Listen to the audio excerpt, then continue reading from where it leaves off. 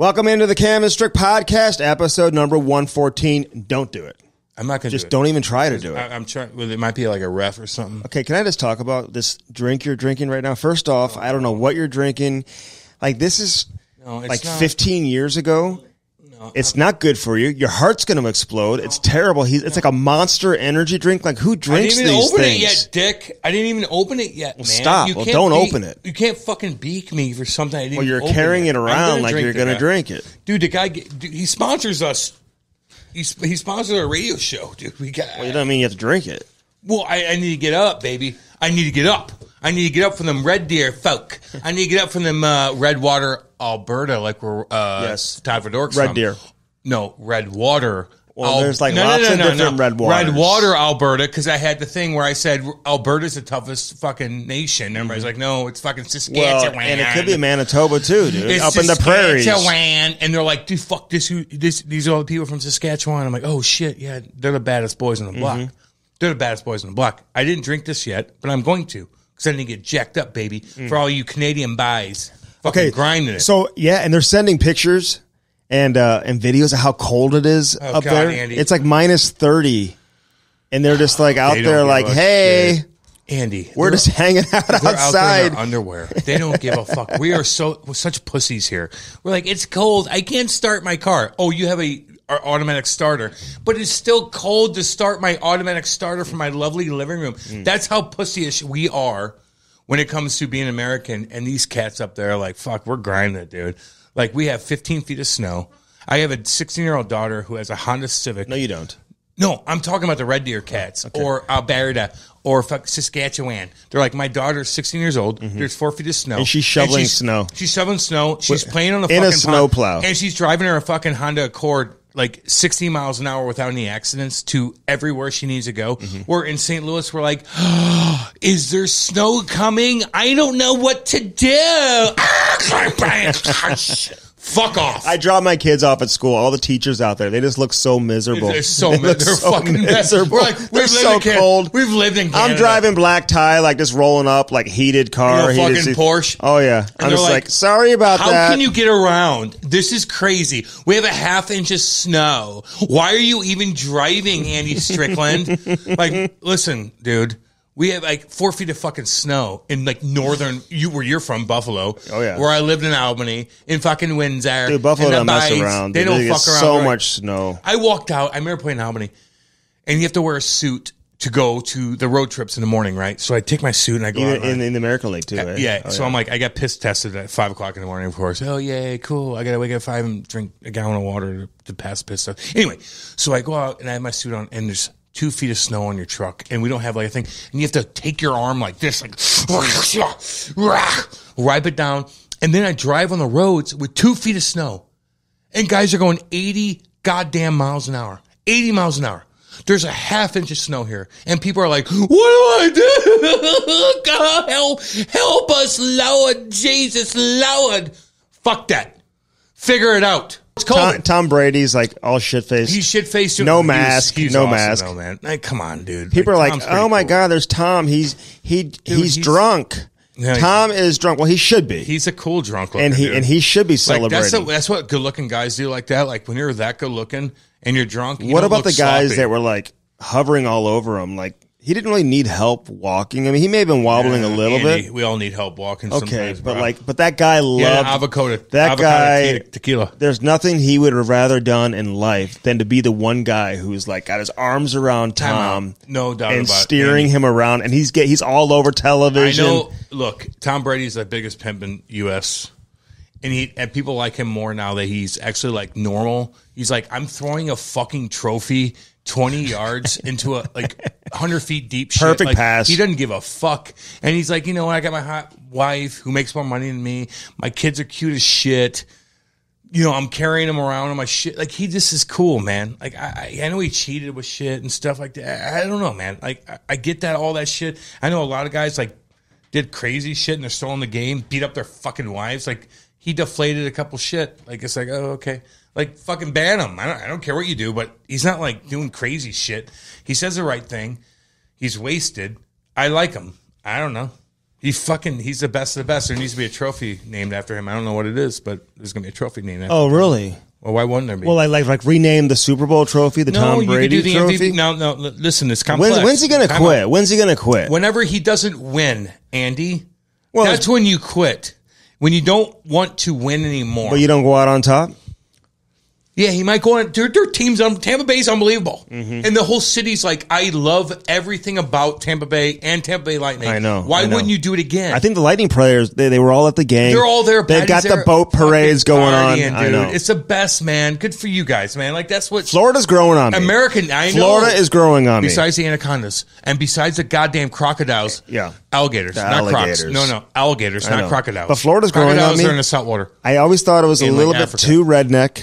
It is. And then there's nobody who goes to the sporting events, like the baseball team, nobody goes there. Yeah, the football team, nobody goes unless Tom's there. Not anymore. Unless Tom's there. Well, that's what happens. And then the hockey team, nobody goes.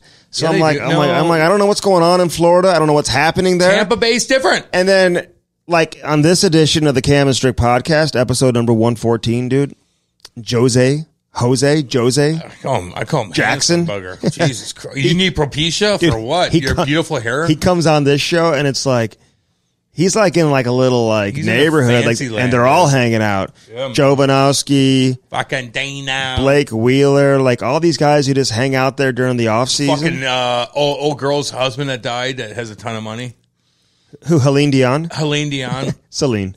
So whatever. I went to school with a girl named Helene. Oh, good for you. But she's from Montreal. Yeah. Celine Dion's like up in Canada. I'm Andy Strickland, and I'm a fucking cornerback for Parkway North. And she's like, oh my God, right winger. I fucking want you. Right winger. I want you, Andy Strickland. Have you wrote a blog yet? Not yet. Well, until you write a blog, I'm not going to bang you. Dude, he's the man like in two cities. Yeah. And then he can find his way around Colorado. I like him. I kind of want to hang out with him. Yes. Like there's certain guys I like. We say that often, but in reality, Josie, there's a handful of guys. Would you get in the plane with him? No. I have vertigo, man. I'm not. I mean, he drives like he flies this plane. I told you my rich buddies fly me around on a private jet. I know. I'm still fucked. I'm with you, man. Yeah, private badass. Well, jet. no, because I got invited. 30 grand, 2 hours. I got invited by a friend of mine to fly to Arizona for this weekend. And I'm just like, I don't know, man. You have to feel it. Something about going on a private jet right now. No. Some going about a commercial jet. A commercial jet. No, I feel safer in commercial jet. Andy, are you out of your fucking I feel like timeout? they Let me check explain. it. I feel like the mechanics check it. Do you think there's going to be a bomber on your timeout? Don't make me get pissed. And I love you. You're my business partner. Okay. If you fly private, you are so much 10,000 times more likely to land. That's what they tell me. And they tell me that these people on commercial flights, you're COVID for one, and then like you don't know who the fucking flight. Okay, but COVID's the least worry in that situation. Although I don't want to get COVID either. Yeah. Look, you hire your own pilot who has fucking 10,000 flying miles or whatever it is. Hours. You don't do miles would be nothing. That's like 1 hour. I've flown twice. I've flown twice in my life. I've flown 10,000 miles. I got 10,000 miles, Mike. Where'd you go to Indiana? You fuck. No, that's not Indiana. It's Indiana back and back and back. So I know my math. The point is you hire your own private pilot. I get that. And your crew on those. But I need two pilots. There is two pilots. Not always. I've been on planes. What kind of stupid fuck plane are you on? Dude, I'm not getting on those stupid I've been on planes. Were you in Alaska? No. So one guy I know, and I used to coach his kid, whatever, go on his plane. Like I was not going to take the bus. He'd be like, "Why don't you just come on the plane?" And he knows so many rich people. No, if his wife was on the plane, he'd have two pilots. So Andy played for Parkway North, and he fucking dominated. So he's like, I got fucking guys that have private planes. They invite me, and I tell my stories about my high school days. If his wife was on the plane, he'd have two pilots. She would make him that. That's unacceptable. But if she wasn't on the plane, he would just have one pilot. Well, then hang out with richer guys so they can afford it. He's pretty good. Like Jose. Now the other guy, because I got more than one, like of course you do. Parkway North. The other one. I wrote that blog one time. I get to hang out with he brings one pilot, and this guy used to like do crazy stuff. Like flying between mountains like in France and Alaska and stuff like that. So he's super skilled. I do feel safe with him. But something about man. This honestly, like Maverick and Top Gun. I don't know what you're talking about. Like, yeah, he used to do crazy stuff. Look, if you're flying me to a city, I don't want you flying around mountains and like showing. You don't need to. Like, you're not. Ridiculous. That's not on the route. But he had to do that before for his job. Training. That's everybody. Does, Andy. Yeah. No, it wasn't training. I don't know what you're talking about. This was his job. He had to fly. That was his route. So you have to, like, is he in the military? You got to be skilled. You got to fly like between like mountain ranges and stuff like that. Oh my God! So anyway, what would being a farmer? Look, I asked you, is he in the military? No. No, he was, I believe. Okay, then that's what it is. Yeah, he was. Because what pilot's like, you have to fly through this and do this. No, I think he was in the military at one point. In the military, dude. Yeah. I want to fly with military cats. I'm sorry. So I feel safe. Sorry, Jose. I feel safe, but... Sorry, Jose. Jose Jackson. Jose, I love you, and you're a handsome bugger. And if I was single, I didn't want to hang out with you. But he got great answers, though. I don't want great you answers. flying me around. Everyone, you think about the Propecia incident and whatever. Like, he breaks it down. Great, this is what happened. Like the situation with his family, this is what happened. Yeah, dude. See, I think there's a lot of pluses, but there's also some minuses, man, being the big dog in a big-ass market like that. Big time, man. Where they're just crazy about hockey because they want to lift you up. Yep. They want to bring you up, and then just as quickly, they want to bring you down. Totally, man. Because it's all about them. It's not about you. It's not about your stature. In a market like St. Louis, or like Columbus or something like that. Nothing against Columbus. I want to get into Columbus right now, but... You can kind of, as a star player, kind of control the media to an extent. Yeah. Not everybody, but for the most part, you can kind of control the media. The PR people can control the media. Ownership, management, they all can kind of control things when things are going well and whatever. In a city like Montreal, Toronto, Vancouver, you're not controlling shit. No, you're not, man. You just got to ride with the wave. And so, like,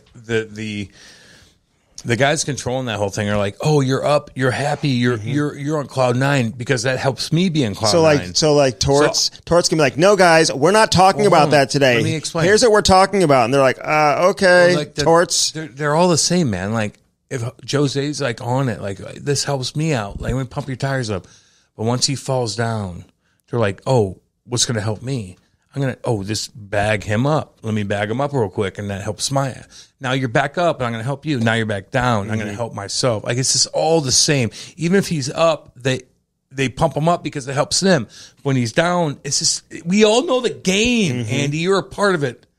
You're a part of it more than anybody.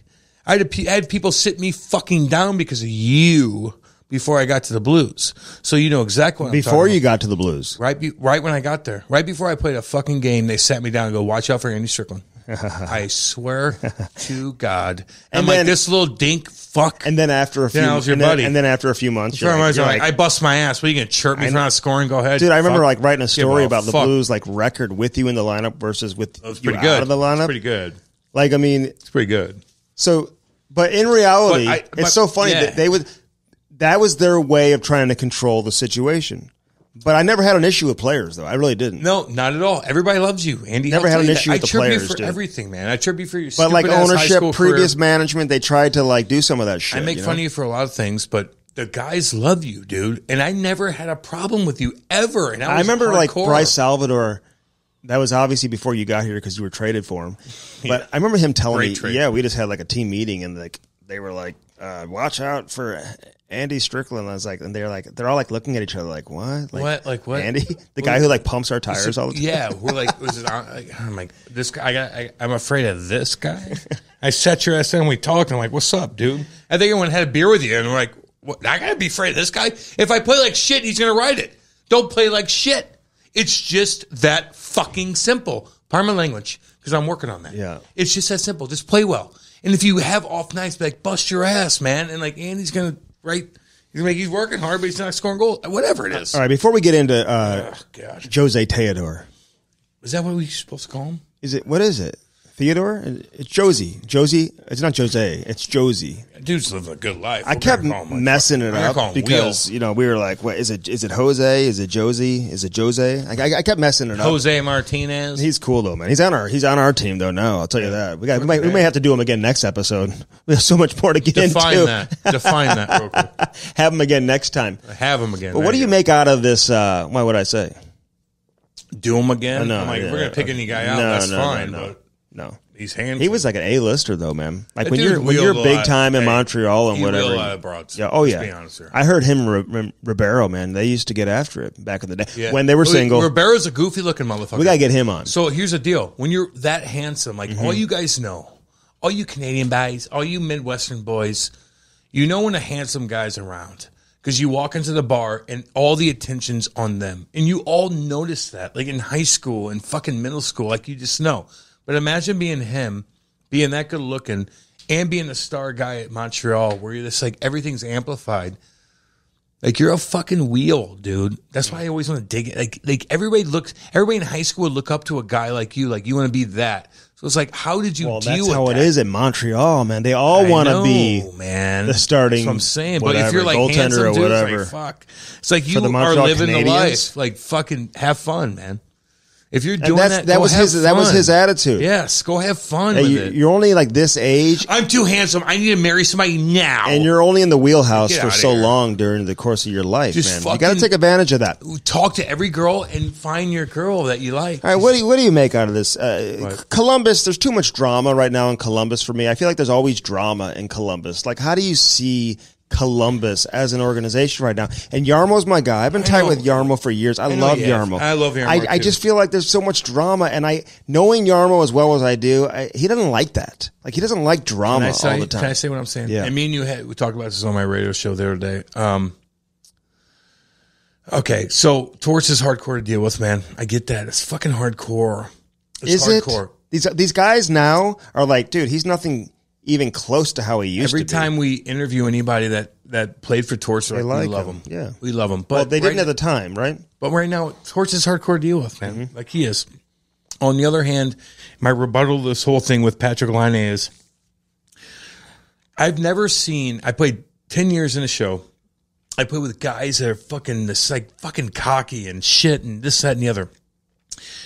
There might be one or two times I've ever seen a guy come off the bench and tell an assistant coach to go fuck himself. Well, we don't know what was said. I'm just saying. Yes, you don't know if he said that, though. Fine. So make that clear. You don't know what the situation was between he and the coach. When I say go fuck yourself, meaning like, whatever. You're being disrespectful. Yeah. Look, if you're saying something for him to sit you out, you said something like "go fuck yourself." So if it's not "go fuck yourself," it's "go fuck something." You didn't say. Okay, so it's like he what the said, fuck? Screw you or whatever. But like you're barely on the team. You have a terrible reputation, Patrick Laine. You scored 40 goals, and we understand that. He doesn't have a terrible reputation. He's got a bad. No, there's a reputation. He's got a bad reputation for being late. Yeah, go ahead. Not for like beating up. Like no, I know, but like for being lazy. As far as the hockey is concerned, he's young. He's still learning. He's still maturing as an NHL player. Andy, right? I don't give a fuck. You still have a weird reputation of being lazy. In your first couple games there, and you're out of position, like so bad on the one play. No, it had nothing to do with that. I know, but that's why the assistant coach probably said something to him, and then he said something back, and that's how it started. And all these guys I play with are such veteran, 36-year-old guys. I haven't seen too many that told around and said, "Go fuck your fucking self, fucking assistant coach." I have heard that coaches and players have their battles all the time. Now, I don't think that goes on a lot with a guy like Berube. You know what I'm saying? Like, you know, and I don't know if it went on a lot when a guy like Lou Lamoriello is like running the show, and certainly when he was behind the bench, even with Walt, that wasn't happening. Even with Walt, even with Big Walt, yeah. And but I heard stories, Hitch and players, like they would just like be relentless. Some of them. That's so unhealthy. It is. It's very unhealthy. So when Reaver did that, where he's like, "Go fuck." If I'm Hitch and Reaver said that to me, I'd be like, "Get the fuck off the bench now." Right.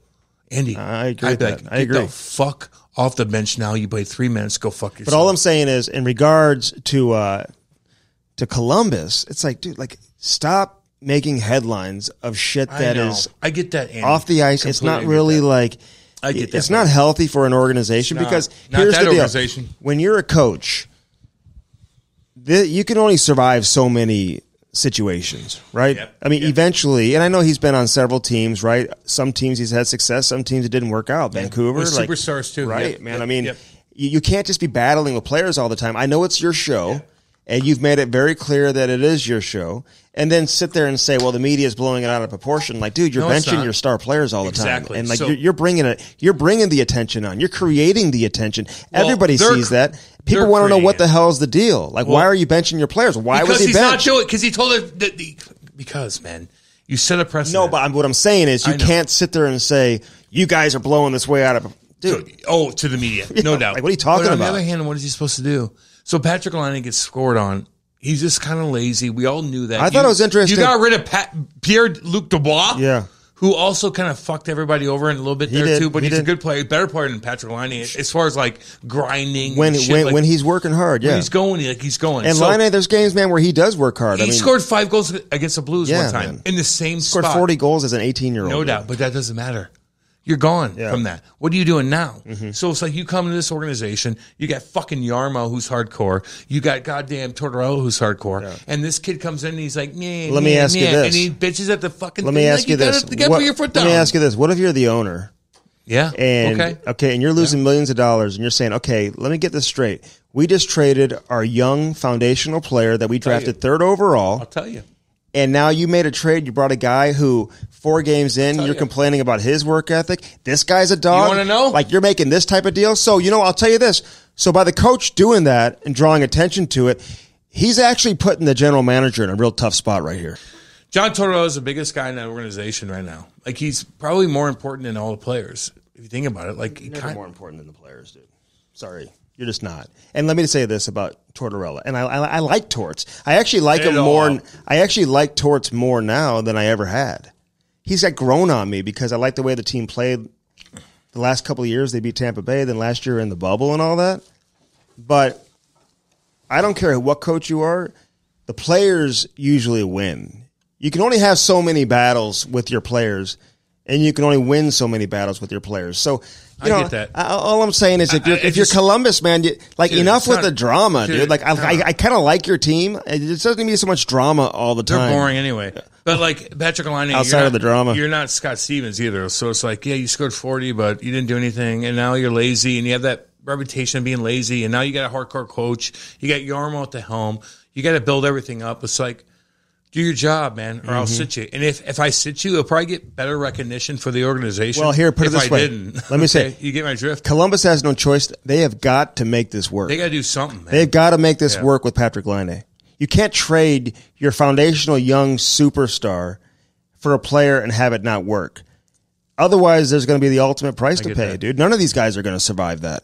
So they got to find a way to make that work. So however it is, get to know your players. Well, the guys got to make it work too, though, Andy. They do, but you don't fire the players, Cam. You fire the coach, Andy, right? And the GM. Andy, I know that. Okay, but you can sit the players, and that's what he's doing. So he's just like making a statement like this: we don't do that. Don't yell at my goddamn assistant coach when you're 2 games into it and you're 23 years old. Like, don't do that because I bet you a lot of head coaches wouldn't have benched him for that.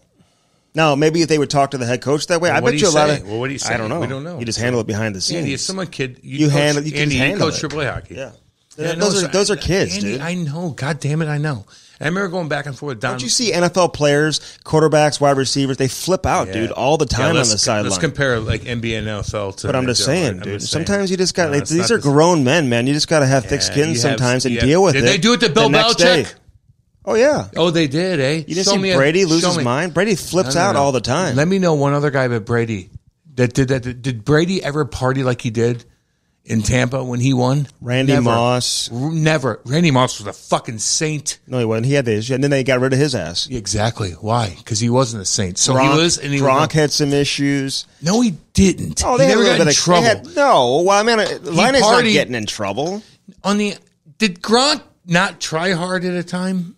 Did Gronk not do something he wasn't supposed to do? No. And if he did, he'd be done. And you know what Bill Belichick did? He's like, I'll take this little white boy. But the coach said it had nothing to do with anything he did on the ice, right? Dude, we saw what he did. Yeah, but it was right off a face-off, dude. It wasn't that big of a deal. You're blowing that out of proportion. Yeah, not to Andy, who's played Parkway North at fucking high school. If I would have done that goddamn, I would have benched for 5 games, and I didn't score 40 goals, and I understand Maybe you might have been. Andy, you wouldn't have been there. So here's the point. I would have been benched, and so did a lot of other guys. But a 40-goal scorer that scored 3 years ago that hasn't accomplished himself, and you bring him on and he pulls that bullshit. Then in 2 games he yells at your assistant coach. I don't know what listen, that part is weird. Then what the fuck is it then? But we know. But no, we don't know. We don't really know exactly what went down. All I'm saying is, and all I started off by saying is, there's just a lot of drama coming out of Columbus. I know it's not good, and it doesn't look good on anybody. I get that. John Madden shot a puck at Bruce or at Claude Julien one night.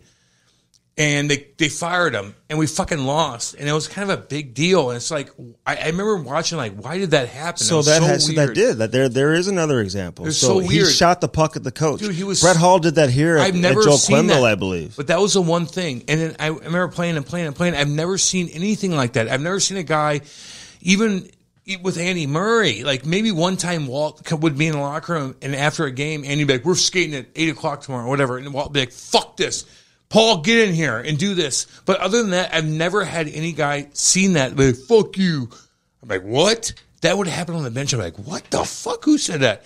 To who? Like that would have been crazy, man. So I'm just saying to you, don't be a pussy, Patrick. Like, God damn it. You want to get fucking shuffled out of this league? This league's too fast. They'll forget about you, man. As always, this is brought to you by CarShield and CarShield.com. Give them a call today, 800-857-2481. Mention the promo code CAM. As embarrassing as that is, I know it's embarrassing. I get laid. You're going to save 10%. Again, get that protection and get the protection the way you want it. And you know you need it. You can structure your deal short-term. You can structure it long-term. Something goes down in your car. You never know when it's going to happen. Never comes at the right time. Always unexpected. Make sure you have the protection and make sure you do it right with CarShield.com. As always, Bud Light Seltzer, lemonade, bold, bubbly lemonade. Bold, bubbly lemonade. In a relationship right now with Mango, which is just unbelievable. They're banging each other. Probably. We don't know what that relationship. We want to watch it. What that baby looks like when Mango and Mango gets together. It was Tom Brady and Giselle. I'm like, yeah, I'll watch that. Yeah, there you go. Hey, all the flavors though: strawberry, black cherry, lemon lime, mango. You know about the variety pack too? With the grapefruit and all the great flavors, man. Cranberry involved in there too, and of course lemonade, the newest flavor. So check that out. 5% alcohol, less than a gram of sugar, 100 calories with Bud Light Seltzer. BudLight.com, unquestionably good. Let's go. How about Keep It Handsome? KeepItHandsome.com. Hey, get those hair products today.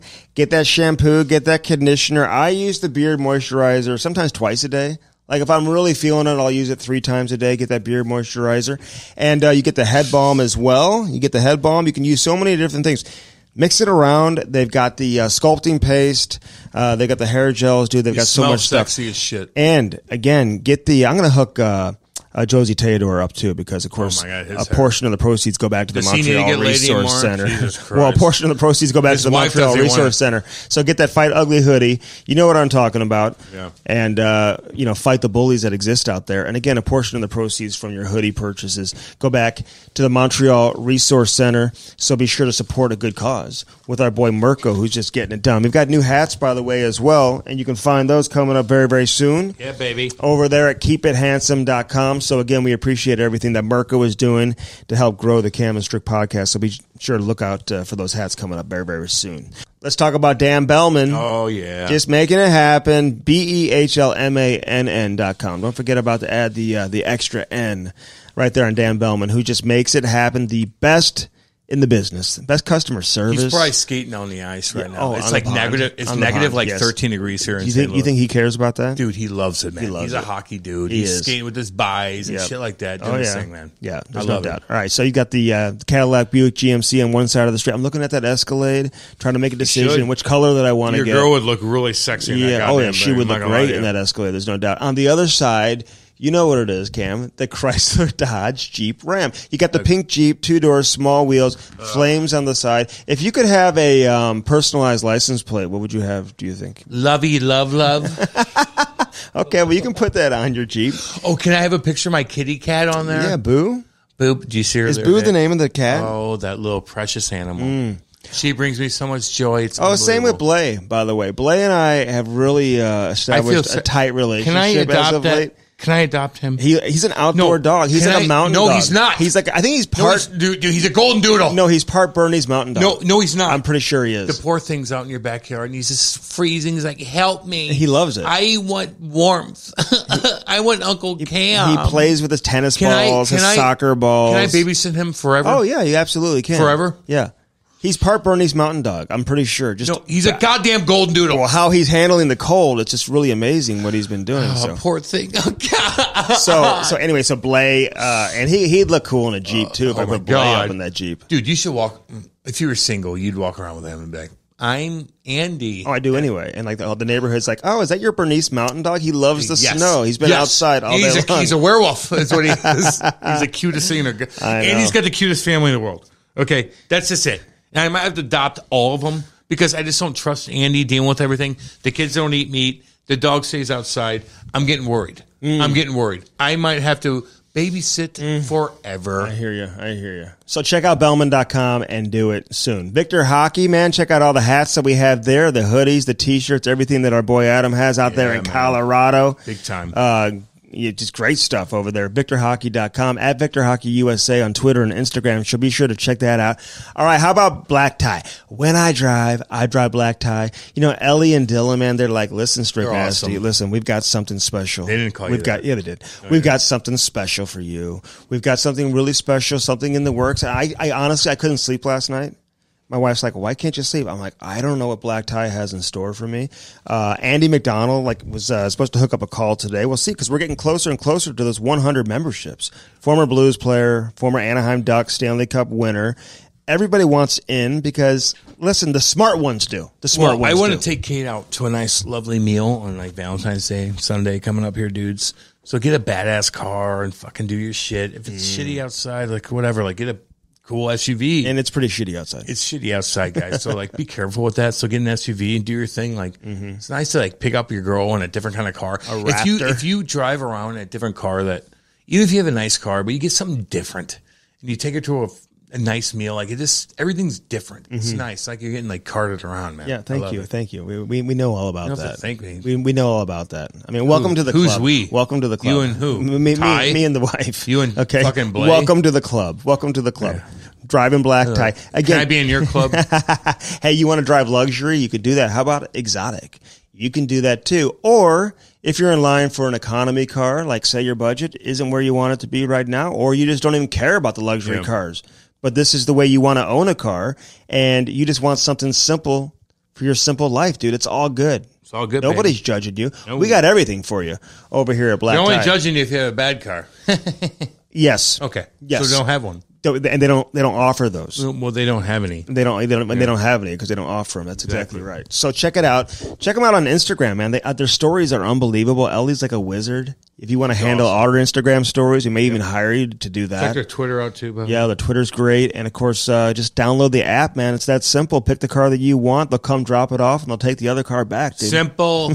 I mean, no other way to really explain it. All right. Simply put, man, this was a great interview and a fun interview with Jose Théodore, former Vezina winner, former Hart Trophy winner. And he brought it. There's no other way to put it. On episode number 114 on the Cam and Strick Podcast. Hello. Jose! The handsome bugger. What are you, on the water? Are you deep sea fishing right now? Where you at? Well, right now I'm actually outside sitting by the water, yes, and I'm having a nice cigar. Oh, I love it. Are you okay? So you're outside smoking the cigar. That's what I'm talking about. Hey, we just hit record and we just go. So do we call you? Right. Are you Jose? Is it Jose? No. Jose. Yeah. Okay. He's not Jose Canseco who just got his ass kicked. I had to make sure. Exactly. Listen, I had to. Go ahead. The thing is, my name is Jose and everything, but moving in Florida, every time they would see my name, they call me Jose. I would say Jose. They're like, how can you spell it? So in Florida, I say to people, I'm Jose, because they have a lot of Jose here, but it's Jose. Jose is my name. Yeah. Listen, Jose. I just had to. I had to get it out there. We had to clear it up because Cam was about to call you Jose throughout the entire interview. Oh my God! I know. I'm sorry about that because I got to do like radio shows with the Cardinals and shit, and there's like a lot of Jose's on the team. So might be. Where you at? Where you at in Florida, dude?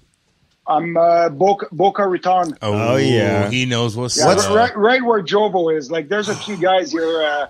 Blake Wheeler is here. Jovo, Marty Havlat, Bolin was here. Pacioretty is here in the summer. So it's a nice little area. Okay, yeah, it's pretty. Who's got the sickest house? Right now, actually, I got to be right up there because I'm the only guy that's on the water out of all the guys. So that's what I'm about talking the boat? about. What about that center council boat? What do you got for? You know what? Yeah. Listen to this. I got a good deal because I'm on the water. Jovo used to be on the water, so he has a 34 Sea Ray that he bought a while back. But since he's not on the water anymore, he needs to leave it somewhere. Instead of paying $20K to leave it at the marina, the deal is he leaves it in my backyard, but I can take it whenever I want. See, that's what I'm talking about. That's how you do it. Listen, Jose. That's how I would do it because I'm not about to buy a boat. I'm about to use somebody else's Andy, boat. you're a fucking scavenger, and you don't know how to drive a boat. I'm making Jovo save $15,000 a year, so that's the least he could do is just lend me his boat. It's a fair deal for both of us. Yeah, until you put it in the bottom of the ocean. And then he's like, oh. Yeah, well. that might happen. That might happen, too. That happens actually a lot, by the way. Did you remember those guys, Andy, remember those football players down there where they all buy a boat and they're like, oh, let's go fishing. And they put their anchor down and their anchor got caught. And it's like $600, $700, maybe $1,000 for an anchor. So they backed the boat up and tipped it. And they're out there for like 3 days. Oh, my God. Held on to shit. No. Yes, Andy, it happens all the time. Football players? Jose, you better be careful. Don't back up when your anchor's down. Explain this to me. Like, what are you doing on the boat? Like, are you just going, like, cruising around, like, taking, like, the wife and kid out? Like, are you going to stop by people's houses? Are you going to restaurants? Like, what are you doing in the boat? Man. No, pretty much is like we leave. I don't even go in the open ocean. I might go there if I want to come back faster to come home. But usually you take it down, you cruise down the Intercoastal, not too fast. And there's a bunch of restaurants where you just go and you anchor the boat on the dock of the restaurant. So you get out of the boat, go have dinner, come back, drive home. That's pretty much what Keith Yandel said, remember? That was a good question. Yandel takes his kids to school in the boat. Yes, that's what you do. Isn't that unbelievable? Hey, when you or there's a place on Sundays, it's like Boca Lake there. It's like 5 minutes from my place. And it's kind of a big lake where you don't have more than anywhere from maybe 5 to 10 feet of water. So weekends, you have like 300 boats. You just dock there, drink, listen to music, get drunk, and come back home. Isn't that the best? There's like sandbars out there too, Andy, where when the tide goes down, all the buys go up in there and they all party on the sandbar. Then the tide comes up and they all go home. Like, that's what you do when you're cool, like Jose. Okay, I do that in Jamaica. Yeah, right. I do that in Jamaica. Okay? Andy went and discovered a boat, Jose, the other day, right? It was like 4 months ago, and he's like, Cam, what do? I go, get a pontoon, go to the lake, do your thing. And he hired a guy to drive him around on a pontoon, basically on a pond. And this guy was like staring at his family the whole time for like 5 hours. The pontoons are the easiest thing to drive. Well, that's how we do it. Yeah. Jose, you know that, the guy man. creeping out the whole time. I don't know what's going on the boat sometime. I don't think I want a stranger driving the boat. So wait, do you drive? And let me ask you this. Wait, do you drive your own boat, and like, do they crack down? Like, if you're having beverages and stuff like that, like, are there like boat police that are pulling people over left and right, or what? No, they're there. Especially like it's more. There's places where there's a wake zone. You can't go fast, so it's more like, let's say you go too fast and you create a big wake in the back. That's when they could stop you more. If you drink, they don't really bother, but you got to respect the speed limits. That's where they're really, really strict. But, Well, because look, speed limit. No, I'll tell you this, Andy. You know when you're a dick is when you have a boat and you're fucking bringing a big wake up, and everybody has their docks there with their boats on their docks. So you bring that wake up going fast, and you build that way, and it fucks their shit up, and you're a fucking Hoosier. Yeah. That's exactly. So that's pretty much it. Yeah. Hey, do you go back to Montreal or to Quebec like during the summer, or do you stay there all year round? I go back in the summertime. I used to go back more because I was doing the TV for the sports station there, TVA. So I was working once a month. So I would fly back once a month and cover the playoffs and everything. But now I'm only doing radio in Montreal. So I'm doing it from Florida. And then summertime, when my daughter's done school, I'll go for 2 months up to Montreal. Oh, yeah. That's when you do it right there. So nice. It's too hot here in the summertime. Florida is really way hot. too hot. Horrible. It's bad. So go back. Yeah. No. And I just bought. We just me and my partners, because I've been doing real estate. I'm actually partnered with Serge Savard. You know Serge, that you used to be the GM for Montreal and whatever played. Legend. So I'm partnered with him, and we actually just bought Celine Dion's private course in Montreal. Of course you did. Jesus Christ, of course you did. Celine Dion's her private what? Her golf course? Private golf course, yeah. We just bought it. So now I'm going to obviously maybe spend a little bit more time in Montreal to, go take care of business and just play golf at my own course. So you go back to Montreal, though, like, what, you just get whatever you want. You go wherever you want. They're like, okay, there's Jose. There's Josie. We love you. Come on in, Jose. Eat for free. Drink for free. And we're going to play at your golf course, too. Yeah, we'll spend money at your golf course. It's like that for pretty much any hockey players. You could play for Tampa, for any team. If you're French Canadian or whatever, if you're from Montreal, you go back there. You know, people in Canada, especially Quebec, they just love hockey players. So it's it's a good place. It's a good place to go. But I mean, to stay there and live there, it could be a little bit over the top at sometimes. I know, but you get the best of both worlds, though, Jose, because you can go back there. Get your tires pumped, be the big dog, and and then you can just chill in Florida too, where you're just a handsome people guy. Probably just like, okay, who's this guy from? Is this guy like the Prince of Spain? He's like, who is this? He's from guy? Macedonia, dude. Prince of Macedonia.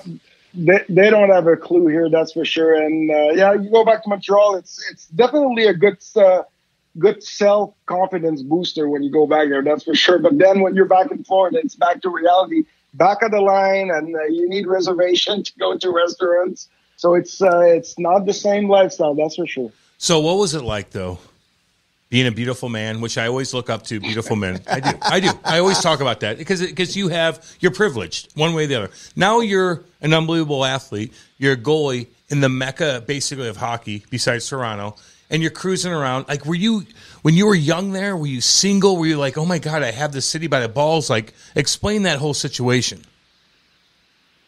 Well, yeah, at times it was overwhelming, that's for sure. And, I grew up there, so obviously I knew what playing for the Montreal was, right? So, you played for Montreal. So I kind of knew, but when actually it was my time to play for the team and see the way it was pretty fun. I gotta say, it's a place that hopefully I wish every players could play in either Toronto or Montreal once in their lifestyle, because it's really, you get treated so well by people, and as long as you play well, obviously, because it can be a tough market, but when you're playing well, I mean, let's just say I had great summers there. It was fun.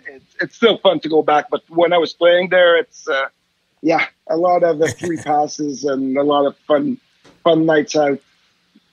Oh my God, I could only imagine. I know. But like one of the highlights of like my life was like on the TV side. To get to the bench, you have to walk across the ice, and walking across the ice in Montreal with like a full capacity, like on top of you. Oh my God! And you're the only one on the ice. It's an amazing experience. Like you say that, like every player should have that type of experience playing in a city like Montreal. But was it too much? What about your family and your friends and everybody? Just being there, especially when you're on top of the world, winning the Vezina and the Hart, and doing what you were doing back in 2002. It gets to a point that I think it is too much, and it's kind of, you live in a fake world or imaginary world in a point. So it gets to a point that it could be really tough, especially for the family, because they're the one dealing with everybody. Like sometimes I would just go to the game, play my game, go home, but they need to deal with everybody. So I think when you first get there, it's like you're excited, you want to take advantage of everything. It's great. But at one point, you've seen it through the years. If you look at Guy Lafleur, he got booed out of the building when he was 32, 33. Patrick Roy was the same thing. His last game, he got booed and he got traded right away. My last year when I got traded, I was getting booed, and it's just like, really I couldn't do much in the city. Everything was always in the papers. And so it becomes to a point, it is hard, but obviously like the good sides, offsets the negative side. So like I said, when it first started, the first, 7-8 years, I mean, things were just great. It was the best place ever to play. Jose, we had Scotty Gomez on. Okay. Oh God, this guy's getting booed left and right. By the way, do you remember Cam running over Carey Price in that building? By the way, it could have been you. That could have been you. It could have been you. It could have. I don't know. He did it to so many goalies. So I mean, only the handsome ones with great hair. Yeah. Right. Okay. But wasn't it weird though? Like when shit goes down though. You're on top of the world, and everybody loves you, and you're walking around like a peacock, and you're going to places, and everybody praises you. But then it stops, and you're like, fuck. And the reporters are on you, and you're like, what? What do I do? And you're like, God, do you ever walk out of the building like, okay, and you go to your girl or whatever the case is, and you're like, let's crawl into a hole and not come out until we have to? Yeah, it does happen, especially, like I said, for me, it was the last year when I was there was tough because that was the year after the 2004 lockout. Mm-hmm. And, the year before that, we beat Boston in the playoff. I had a good season. Everything was good. But that year, I remember I saw a switch in the way the media was treating me and the fans. Just a quick story. It was that first day of training camp. You remember when you take all the headshots for the media and you do your physical test. So it's that first day, and we always have the same guy taking the picture. So obviously it's my 10th year with the team. So I know the photographer pretty well, and he's there. I got the Montreal jersey on, and it's the headshots for the season. So he's telling me, okay, Jose, we want to do something more lively, like just, try to be happy, give me a thumbs up, do anything with your hands to, say hi to people or something. And just for joking, because I have a good relationship with the guy, I went and just with a big smile, you could Google, the picture is out there. I Googled, but I just gave the 2 middle finger up for like 2 seconds. I'm like, here, Bob, take that picture. So I went up 2 seconds, put back down. Everybody was laughing. It was all good. But there was cameras filming that, like the TV stations, whatever. And then I think everything's funny. And they played that story like I was flipping the bird to the fans and to the Montreal people. And it was a big thing. Like when I say big thing, cover on the front page of the paper. And that's the first day of training camp. I'm like, what the fuck is going on? And then the first preseason game, I get booed because of all that big thing. So right there, I'm like, okay, the media that used to protect me or be on my side, they created that big thing for something that they know it was just a joke. It was funny. It was a joke. So I remember that year. I'm like, oh, something's not right. It seems like they're ready to jump on me. And when I say they, I'm talking about reporters and the media. They were ready kind of to, I guess, maybe get on my back or whatever. And then I had a bad start of the season. So it just really, it blown out of proportion. And that was the time that I actually remember when I got traded, I was kind of relieved. I'm like, okay, fresh start, go back to a market where, I went to Denver and it was totally different.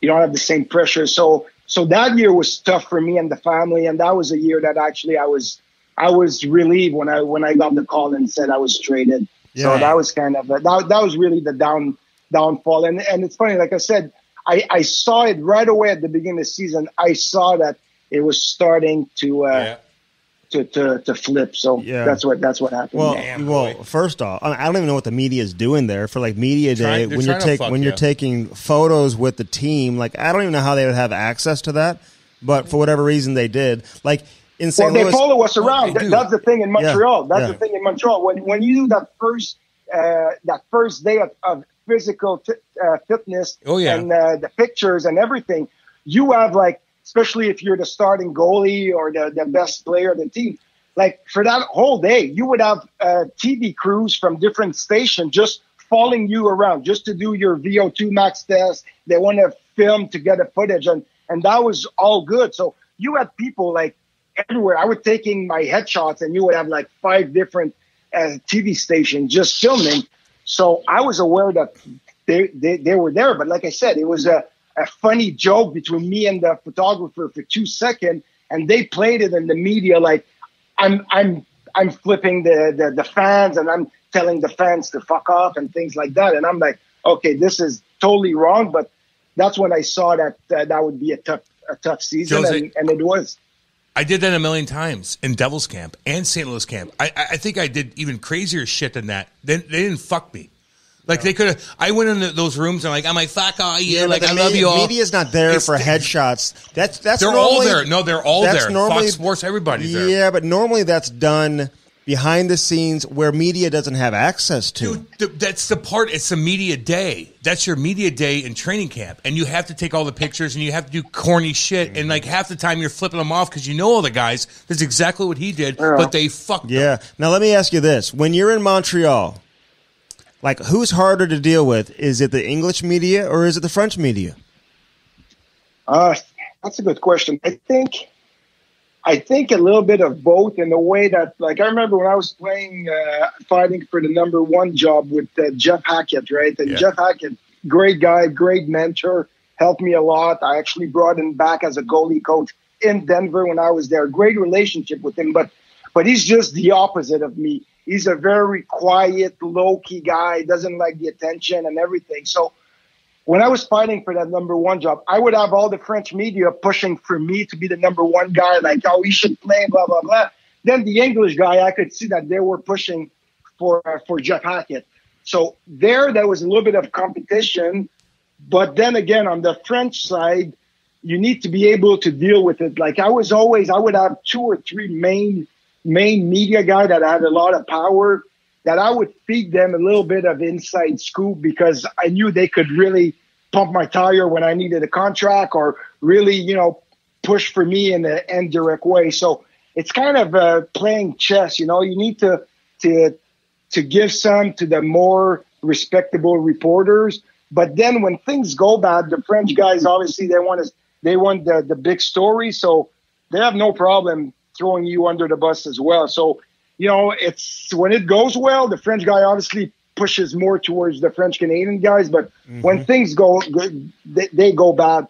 They think of themselves and they just want the big headliner and they're going to do whatever it is. And when things go bad, obviously the French media had more, they would cover more the bad stuff than the English media. But overall, I had a good relationship with everybody. To be honest, like it was fun. So listen, so what's the story all about? Like with like your family though, like and the loan sharking and all that. Like was that blown out of proportion? Like, give us the real scoop on that. And was that after you were traded, or did that lead or contribute to you being traded? Like what was that all about with your dad and your brothers? No, that was before I got traded. Yes, it got blown out of proportion because I think if I didn't play hockey and I wasn't the number one goalie, it wasn't even in the media. Like, I mean, you're not killing, you're not selling drugs. So it would have been, nobody would have heard about it. But the fact that, it was me playing for the Montreal and it was a big thing. So yes, it was blown out of proportion. And that was it. At the end of the day, my family, they got a little slap on the wrist. They got a fine and that was it. But that was in 2003, I believe. So obviously in the summertime, you could imagine I had like 200 reporters who wanted to do interviews with me. Oh, God. And I remember everybody was saying, oh, he can't play in Montreal. We need to trade him. The pressure is going to be too big and this, and got to get it's a bad image for the society, for the fans, blah, blah, blah. So the pressure was huge. But what I did is I just told everybody, well, my agent did. He told everybody, because that happened in June. So he said, he's not going to talk to no one all summer. He's going to address it one time before the season at the golf tournament, which is like a couple of days before. Mm-hmm. He's going to do like a press conference, answer all the questions at one time, and that's it. So that summer, obviously, I knew the pressure was high because everybody said I needed to go, needed to get traded. I wouldn't be able to perform and blah, blah, blah. So I really trained super hard, and that was like kind of a big motivation.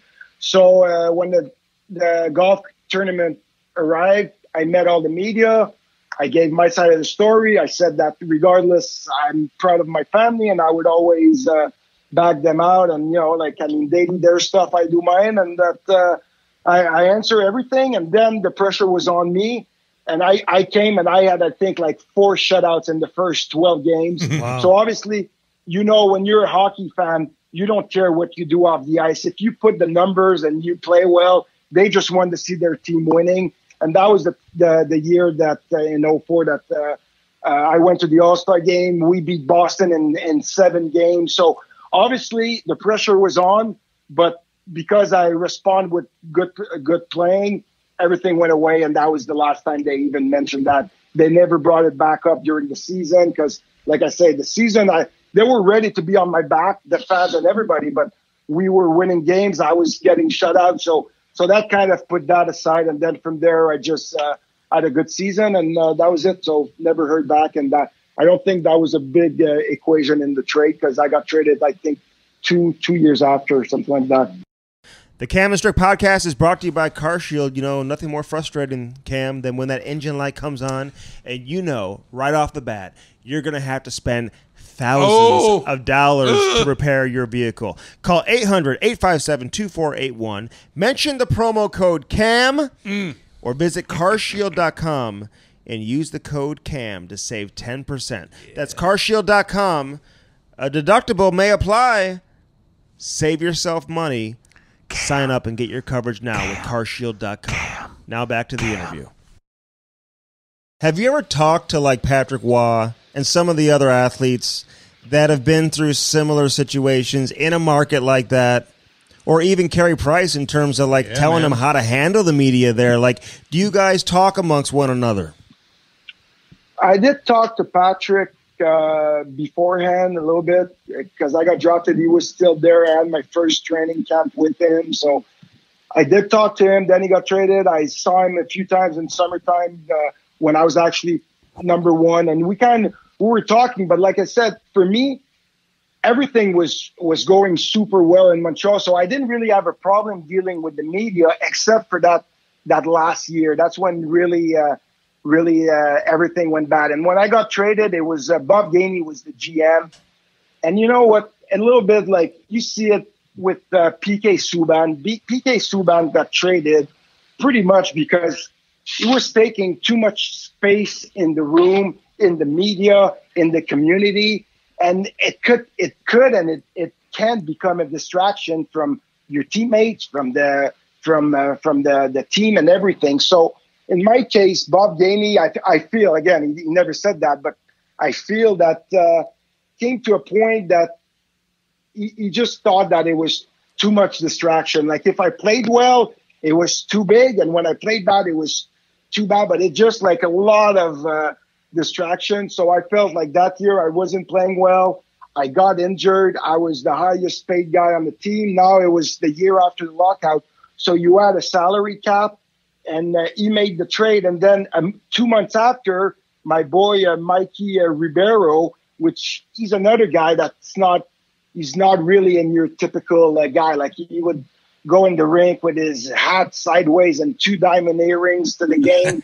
And that's how he was. And again, Bob, I feel, thought that was kind of distraction and it was a little bit too much importance in the city. So he traded him 2 months after. So I think that's one of the reasons was really more, he wanted to keep everything more equal in the dressing room and didn't want to create distraction. And I've heard from people in the organization that the reason they traded PK Subban was the same thing. PK was just, PK, we see him. He's a guy that he's loud. He takes, he does things his way. He's a great player, but it could be this distracting, and they wanted to have more of a low profile kind of mentality, so they got rid of PK for a similar reason.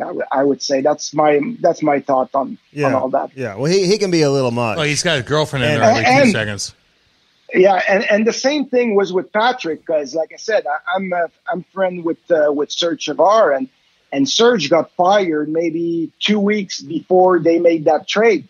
And Serge was even telling me, he said, when we won the Cup in '93, after that, he was planning on trading Patrick because the same thing. He thought that he had too much power with the media. He had too much power with the coach, which was Jacques Demers. So he just became too big for to have a team concept. So it was similar thing with Patrick that happened. So that's just the way the hockey mentality is compared to baseball or NBA. that they don't really care if you're flashy or what you do off the ice. But in Montreal, it's a little bit of an old school mentality. And sometimes when it's getting too big, they just want to equal things out, I guess. Yeah, no, I get that, man. I mean, and I've always, listen, hockey needs personalities. It's okay to be a personality, but listen, Josie, now you're hanging out, you're chilling with a cigar, you're looking at the water right now. Yeah. So listen, man, you're doing all right for yourself. You had the big year in 2002, like I said. You won the Hart Trophy, you won the Vezina. I mean, I don't know if we'll see that again anytime soon, I guess. I don't know. I mean, did Price win the Hart too, or did he? Why are you looking at me, Andy? Yeah. So he's done He that. did. So again, man, it's amazing that you were able to do that. When you left Montreal, do you feel like your game, like as a goaltender, did it ever get back to that level? Because you kind of had like the Montreal, Jose Theodore, and then the rest of your career after that. Well, here's the thing. With me, to be honest, you look as, I had my progression. 23 years old, I had a good season. 24, I finally became number one in Montreal. 25, that's when I won the Vezina and Hart. You look at goalies around the league. Marty Brodeur, Patrick Watt, they never won the Hart Trophy. I think we're only 4 goalies in the last 110 years that won it. So that being said, you're never going to have an MVP year ever. Like usually you're lucky if you have one in your career. So to say, was my game back there? Probably not, because that's kind of a year that you're never going to see again. Like, I mean, it's a once in your lifetime, and you're lucky if you have that 1 year. But with that being said, like 2 years after that, went to the All-Star game, went to World Cup where it was me, Brodeur, Luongo. So obviously, like, if I was part of the top 3 Canadian goalies, that means my playing was solid. Yeah. Then I got traded to Denver. I had a bad year. Then my last year in Denver, actually that year was probably, especially the second half in the playoff that we beat Minnesota, I think that's the best I've played in a while. Like, if you take that second half on, I was right back on top, and that's why I was able to sign in Washington a pretty good contract. I signed $9 million for 2 years because that year was really solid. And I had offer in Denver. I decided to go with Washington because I knew the team was on the upswing, and I thought that I could win a cup there. And looking back, I should have stayed in Colorado because I had a coach named Bruce Boudreau, and which I didn't know. Bruce, I have nothing against the guy. He's a good coach, but he did it to me. He did it to all his goalies when he went to Anaheim, Minnesota. He's just a goalie killer. Like, you go in the playoffs, you could play super good in the season. You have one bad game in the playoff, and he has no problem putting in the backup goalie, putting in the third goalie. So Bruce kind of fucked me a little bit in the playoffs. So that's something I didn't thought that would happen because I signed there to be the number one. I played as a number one, but then in the playoffs, that first year against the Rangers, we lose the first game 4-3. Big fucking deal. You need 4 games to lose a playoff series. I lost that first game 4-3, and he replaced me with Varlamov, and I never didn't play one more game after that. So I'm like, what the heck? Following year, similar year, I finished the season that year. Listen to this. From January to April, finished the season with 20 wins, zero losses, and 3 or 4 overtime losses. So I'm pretty much unbeaten from January to the end of the season. I didn't lose one game in regulation. Start the playoff. He pulls me the second game. He pulls me. I didn't play again. I was on the bench for the rest of the playoff. So, I mean, it just and I'm the kind of guy that I'm a streaky goalie. Like, I could be, hot and cold, but when I get on a roll, I get on a roll. Like in Montreal, we were down 3-1 to Boston in 2004. We were down 3-1. We ended up winning Game 7, 1-0 or 2-0 against Boston. So, even if I lose 1 or 2 games, you need to have confidence in your players and your number one goalie. Stick with him, and he's going to find a way to bounce back. But with Bruce, he never gave me that chance. So then when the contract was up, I need to kind of build my reputation back up because obviously teams didn't want to pay me that $4 million again. So I need to take a big step back. I went to Minnesota for like a $1.2 million contract. I ended up playing more games than they thought I would play, but I had a pretty solid season. And then Then that year I was free agency, and I had like 3-4 teams calling me. But Florida was always on my radar because I knew I would probably want to retire in Florida. So I'm like, you know what? They're signing me a 2-year deal. I'm probably going to be number one in Florida, so I'm going to play more, be in a place that I'm going to pretty much retire and live in. So I signed with Florida, and then I played for 2 years, which the first year was great. We made the playoff. We finished first in the South. We lost to Jersey in double overtime on Game 7, which Jersey went up to make. They lost to LA in the finals. And then the following year was another lockout. I got hurt. And at 36 years old, if you're hurt, you're not going to find a job. So that's pretty much sums up my career. Can you say that one more time, Jose? We didn't hear you. We weren't recording. We weren't recording. Jose, can you say one more time? Can you say that? Just say that all one more time if you don't mind. We're joking. We're joking, I'm just handsome kidding. bugger. Hey, let me ask you this, though. And then that's good, man. It's a good breakdown. You brought up Bruce Boudreau because this was on my list. Like, was there something that went down with you and him, though, like where you felt like he was – I think you used the word racist maybe in terms of you being a French Canadian. Like, were those words twisted? Like, clear that up for us. Yeah. Well, listen. First thing first is my dad is English. He barely speaks French, so I'm half French, half English. I speak more French because my mom was French, and it is. But I'm half and half. And for players that played against me, with me and my team, I'm not one of these guys that, I want Quebec to separate and all that. It's the opposite. I played for Team Canada. I'm a proud Canadian. I now live in the States. So I'm not the kind of guy that's going to say, oh, he's racist. He put me on the bench. It's not that. But, it's just the way that you have, we had stories where Don Cherry's not a big Russian fans and things like that. Yeah.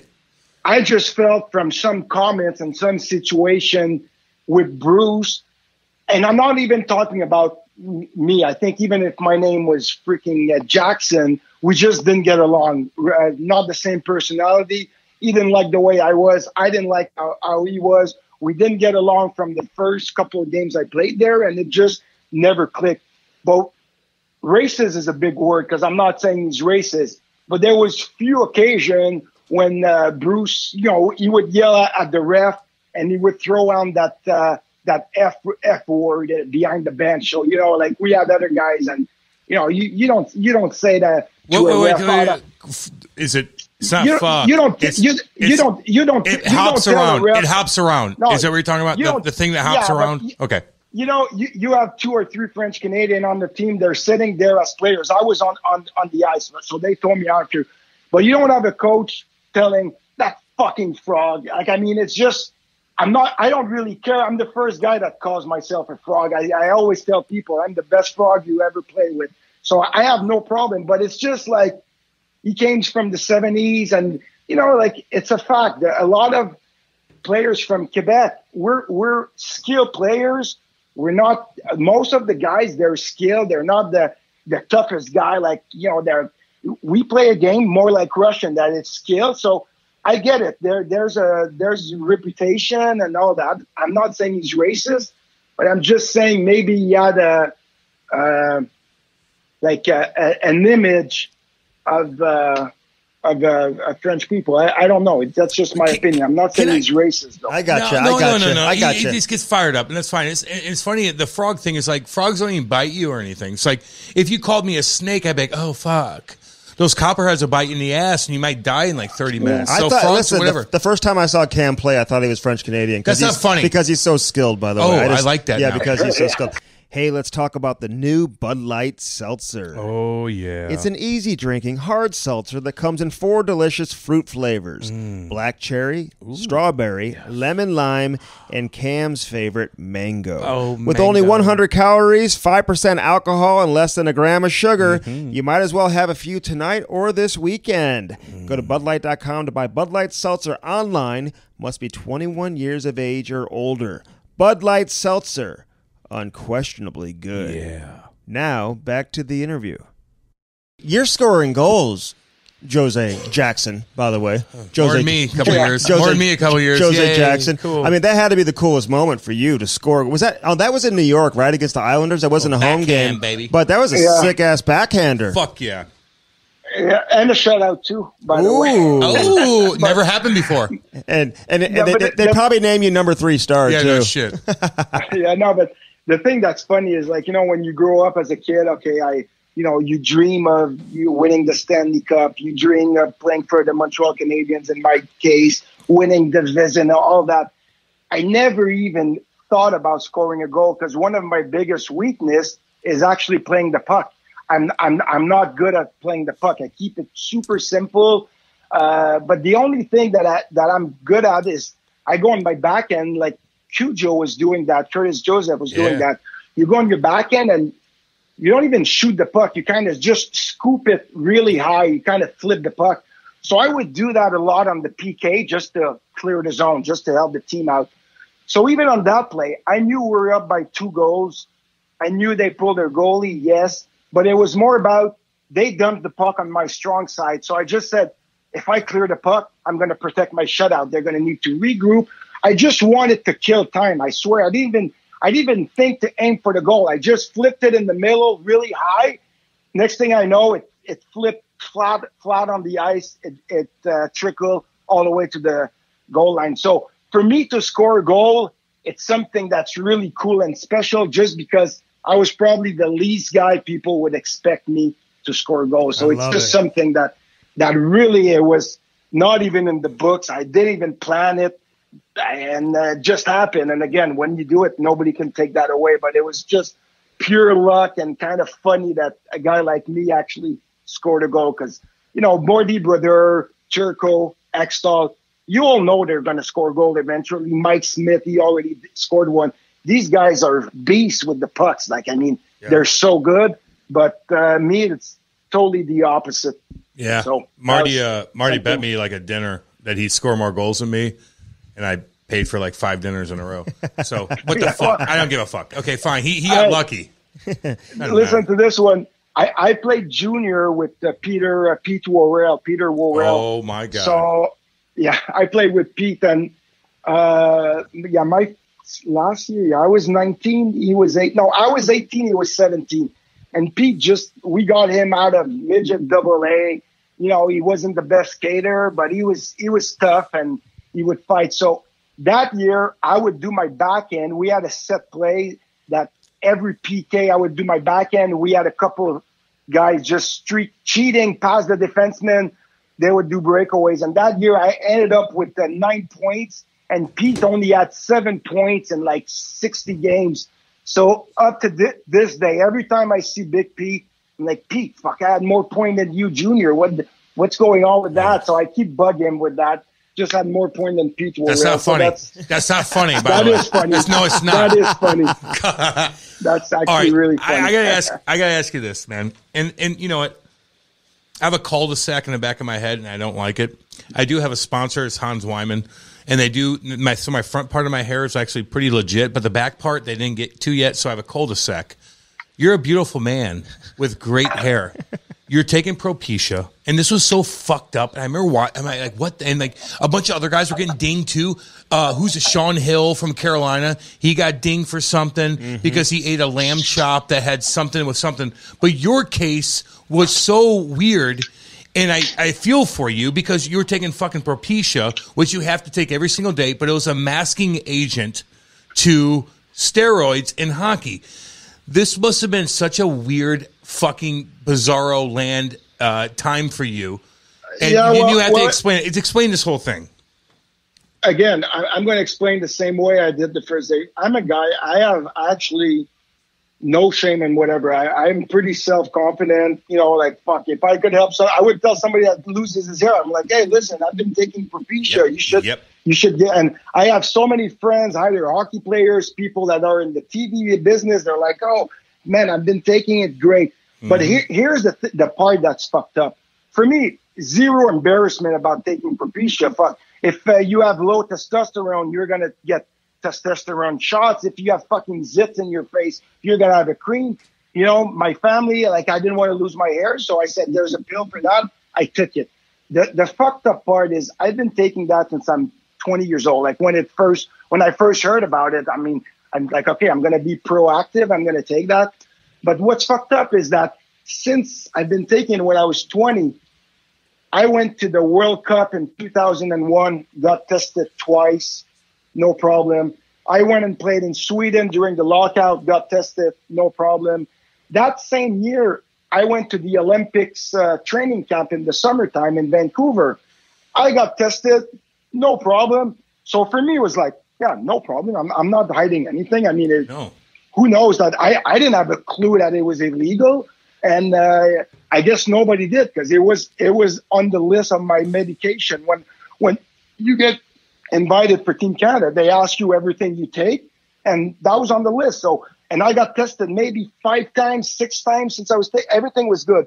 So that was that same year that I did the fingers and I got out of proportion. Then in November, I get drug test because I was on the list for the Olympics because the Propecia is okay in the NHL, but international, it's banned. Right. So I was on the list for the Olympics. So I remember one game in November, finished the game. The guy's like, yeah, you're getting tested for the Olympics. Yeah, no problem. Go for a piss.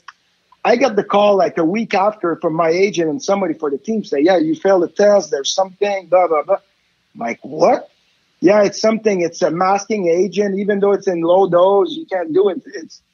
So the thing is, no, I'm like, okay, not a big deal. Like, I mean, I didn't have a good start of the season, so I knew I wasn't going to get picked for the Olympics regardless. It's not like if I would have been on the list and get suspended because of that, I would have been really pissed because I would have missed my chance to play at the Olympics for a stupid thing like that. But I was on the list, so I'm like, no big deal. I'm going to explain it to the media once, and that's it.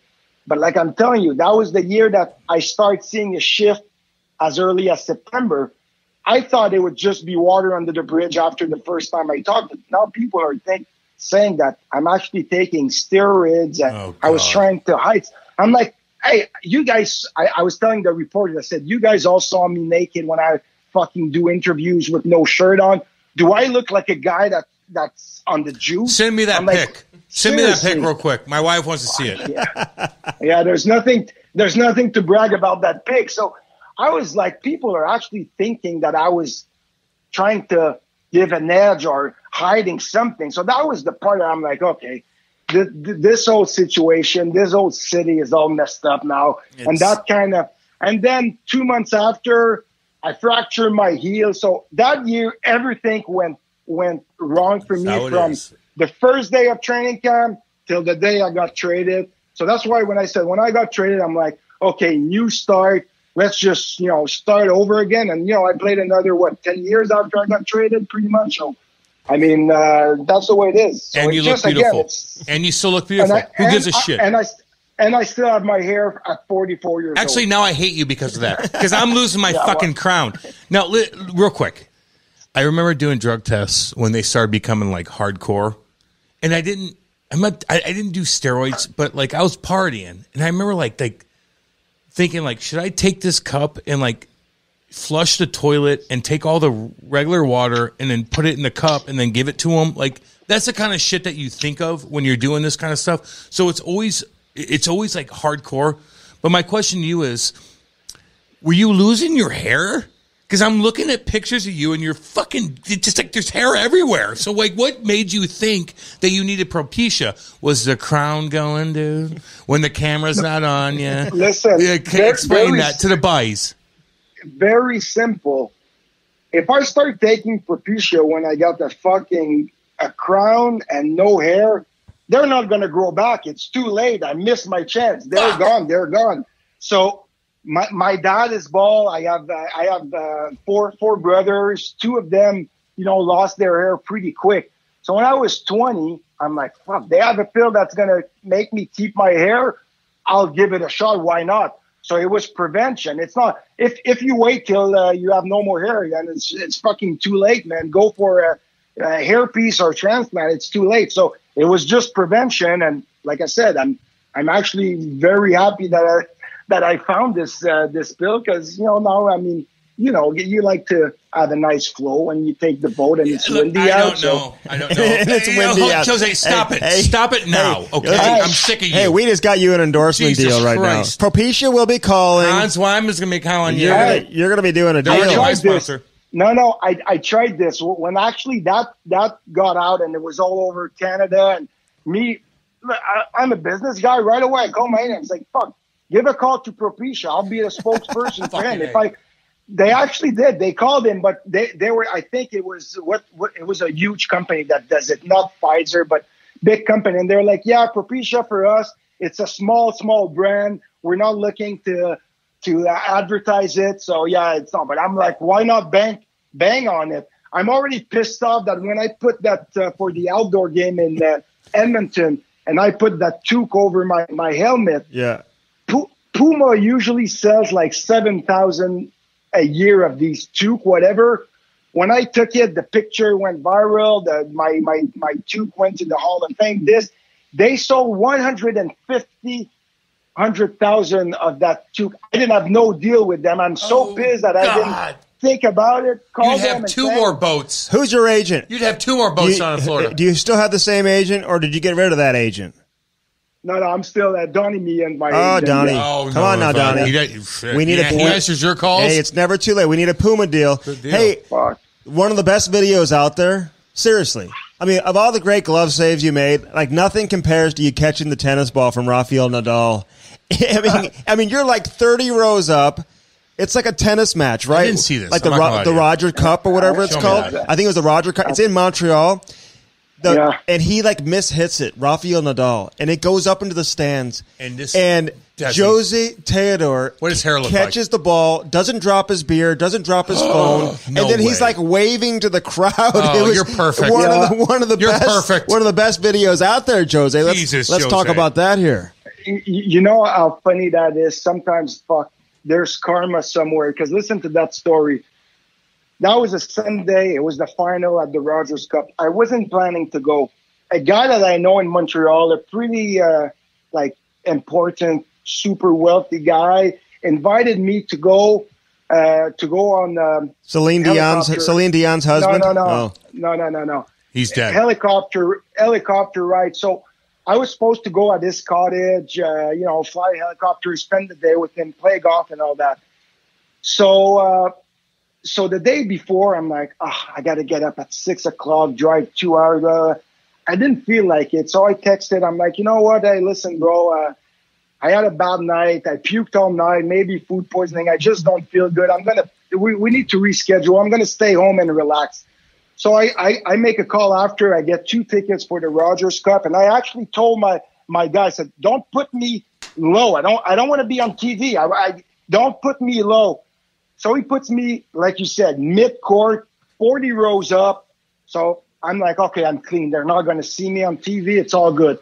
Just like Ferris Bueller's Day Off, I'm there. I'm pounding beers, probably my 6th or 7th beer in. It's sunny. I got my phone, my beer.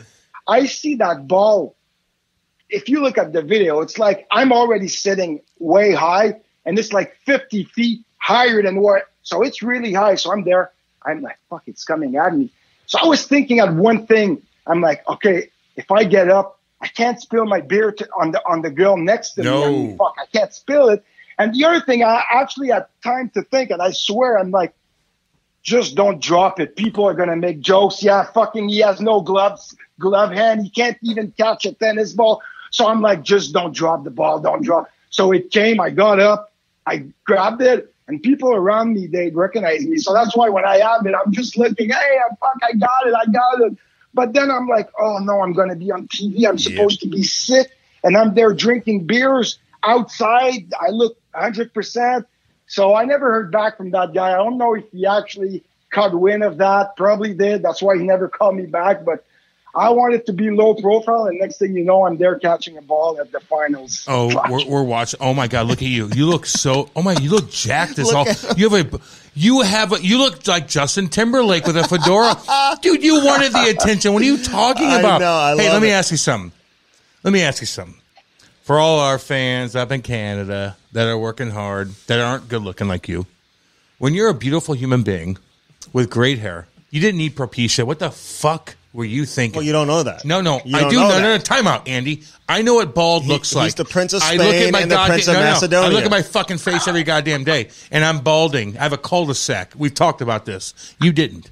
So you're a beautiful man.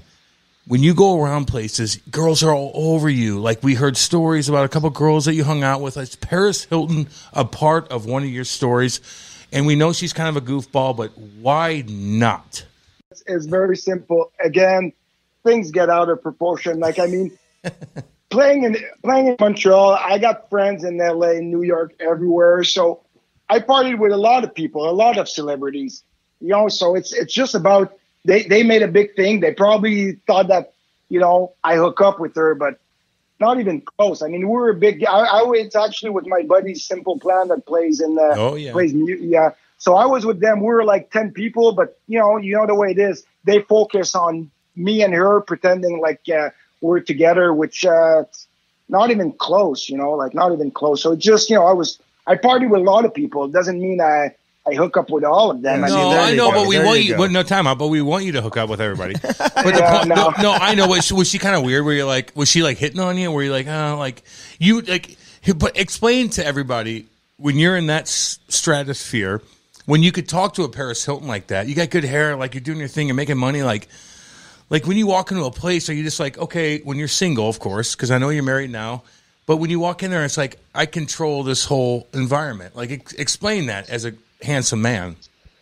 You know what? I like the you know, you're pumping my tire, and even though you're a guy, I still take the compliment. So I mean, I rather when it's a girl, but I'll take it. Hey, the guy from Red Deer wants to know. Okay, do you get that? Like they look up to you, brother. Like, come on. I'll take what I could get at 44. But no, to be honest, you know, like I said, I'm actually a low key guy. I'll go to a place.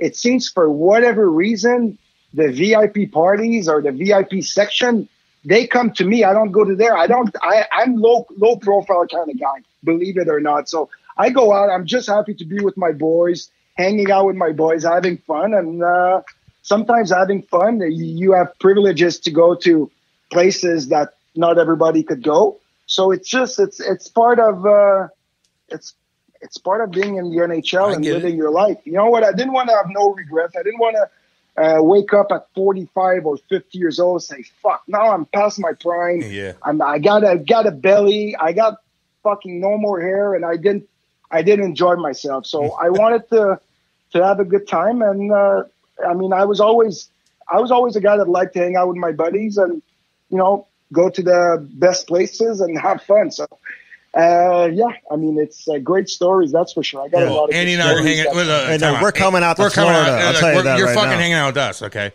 And we're going to go knock on Jovo's door, too. Jovo and Dino Cicerelli, all the boys that are down there. Yeah. Time to talk about our boy, Dan Bellman. Ooh. Bellman.com. That's with two N's, not one. BEHLMANN.com. Hey, check out the new inventory. Check out the pre-owned vehicles. You looking for a Chrysler, a Dodge, a Jeep, or Ram? How about a Cadillac or a Buick GMC? All in Troy, Missouri. Get your new wheels in time for the winter. Now back to the interview. All right, a couple more things, and then we'll let you go, man. You've been great. So I just got to look at listen, your guitar playing. Like, are you like a guitar? serious? Oh my God. I know. And he goes up on stage. What was the band like? Pennywise. You went up on stage at Pennywise. They're great. Yeah. I know. And he's like putting on a show. Like, dude, like you're like a real musician, though, right? Punk band, Pennywise. No, I'm well. When I was a kid, like I would skateboard a lot, snowboard a lot. So obviously, I would listen to a lot of punk music. Pennywise, NoFX, Bad Religion. And again, one of the big plus when you play in the NHL is a lot of these guys are hockey fans. You see it. So when I started playing for Montreal, and you know, I would go see, let's say, the Ramones or Pennywise. I would always weasel my way in the backstage and end up partying with the guys and exchanging numbers, this and that. And next thing you know, I tell them I play guitar and I know their songs, and they're like, "Fuck, you want to play with us?" I would, like, for me, it's for sure I want to play with you guys. So I would, you know, get 5, 6, 7 beers of whatever, a couple shooters, and just go on stage and play the song with them. So I did it with NoFX. I did it with Pennywise. So it's always cool, man. I still hang out with these guys. They come here in Florida. I'll go up on stage, play a song. Pennywise was fun because it was a cool song. It was Bro Him. So that was in Denver. And we actually, we went there. Actually, we were like 10 teammates. I remember, Wolski was there. Paul Stastny was there. John Michael Lyles, bunch of guys. We're all backstage drinking, everything. That was after the season. So we're partying, and next thing you know, I'm on the stage playing a song. So it's just things, again, I don't take it for granted, but why not? I mean, why not take advantage of things that you could do? And I enjoy it. So it's fun thing. So that's why I say I love music, and every time I have the chance to play on song, I'm like a whore. I'll play with any band. I'll play with any band. If you want me up there and you want me to fuck your song up or whatever, I don't care. I'll still go up there and play. Well, at least you know how to play. I used to go up on stage with my girlfriends and trip over the wire and fall on my face, and everybody's like, "Oh, you're cool, Cam." Yeah, but at least you're playing a fucking You're with guitar. some good dudes, though, man. Lyles is hilarious. Paul Stastny's a good dude too, man. Who obviously we've known forever. He listens to all these interviews too. Stas does. They all do. They all do. It's funny. Jose. Hey, are you okay? A couple more things, and then we're gonna let you go. First off, Les Morissette, is that like a soap opera in Canada? Like, were you acting in that? Was that a TV Morissette. show? Like, what is that thing? Well, that's the thing. No, my sister-in-law, my wife's sister, she's probably like the biggest TV star in Quebec. She has her own magazine, her own TV show, her own everything, you name it. Like, she's really, and her husband, my brother-in-law, he's a writer and an actor up there. So that show, Morissette, is actually the last name of my brother-in-law. So it's a show that they were doing as a couple on TV, kind of a reality TV show, not a reality TV show, but whatever, a TV show that they would do. So obviously, like, one time I remember they just asked me, it's like, listen, it would be good if you just come and we'll do a little a scene, a funny scene, whatever. So, I mean, it's my sister-in-law and my brother-in-law. So I'm like, yeah, that's fine. I'll do it. So every time they would have different kind of shows, they would always ask me to go there because, I mean, it's family. So they help me out. I'm going to help them whenever they need me. So that's the thing. It's not like if I'm taking myself seriously, but it's just like it's in the family. So they do a show. They're like, hey, I'd like for you to do a cameo in it, or I'd like you to play a small part. So I'm like, yeah, no, sure, why not? So you probably Andy, no one's asking you to do that bullshit. You probably won like a golden globe or for his hair, for his hair that he used for Pichon. For your performance, he didn't even fucking need for Pichon. Hey, Jovo was talking about something though. Like, do you fly planes too? Yeah, actually, I just bought my first plane in September. So yeah, that's really my big passion. That's what I've been doing a lot now. I fly. We go up with the boys. Fly, go on golf trips, things like that. So that's actually pretty cool. I started being interested when I got traded to Colorado. Like, I find that my life was kind of really boring because I didn't have all the distraction to, go see my friends, my family. So I'm like, fuck, I don't know what to do when I'm not playing hockey. So I did my helicopter license when I was in Denver. So I got my helicopter license in Denver. So I was flying helicopters in the summer for fun. Then I kind of put that aside, came back to Florida. When I was retired, I said, you know what, I'm just going to go do my fixed wing pilot license since I like this. I got the hitching bug to fly again. And after looking for the last year and a half, I finally bought a plane in September. It's a nice, small single engine, but still six-seater. So you could go easily, like 4 guys, 4 golf bags. So you could fly, do little golf trips here and there. So fly in the morning. Like the other day, I flew up to Tampa, play golf with Vinny LeCavalier, flew back home after. So I just fly myself to wherever I want. So it's pretty cool, actually. Actually, I'm going right after you guys. That's where I'm going. I'm going for dinner in St. Pete, some restaurants up there. Really? You fly by yourself? You fly solo, or you have another pilot with you? No, I fly solo. I did my license. I also have my instrument rating, which means I could fly in bad weather. I could fly in the clouds. I could fly just with the instrument. So, so I really did everything to be safe because I got a family. I got two daughters. I don't want to, when what I saw with Kobe, that's scary shit, man. I know. That's what I'm saying. I need you to be safe, Josie. I need you to be safe. Dude. And when you say you fly with instruments, what? It's like autopilot, right? No. Fly with instruments means pretty much that I could take off with only like 500 feet ceilings, where you take off and right away you're in the clouds and you don't see shit. And when you land, you pretty much have a ceiling of like 300. So imagine that you're in the clouds, you don't see fuck all, but you got to make sure you're able to go down and be aligned with the runway. Because when you're past that 300, that's when you'll see the runway. But if you're fucking 50 feet off course, you could have a building that's right there. No so shit. You just fly with your instrument. We got the instruments that it's kind of needles that go left and right and up and down. And you got to make sure that needle is center and up and down. So you just follow your instrument to put the plane on the ground. So that's pretty good, because that means I don't like to fly when the weather's bad. But let's say I do get caught in bad weather, I got at least the skill to fly the plane down even if the weather is bad. So I really wanted to take that extra class. It's scary, man. I know. We see shit. Listen, like, this guy does everything. He's flying to Tampa to he's play so much cooler than us. Why are you so much cooler than us, Jose? I don't like it. No, I don't like it. The hair to everything. It's just it's incredible. I know. Listen, I think you don't like it because I'm French. Huh? You're like Bruce. I told you. They don't bite. His real colors are coming out. If he called me a snake, I beg. Hey, do you follow hockey? You watch it?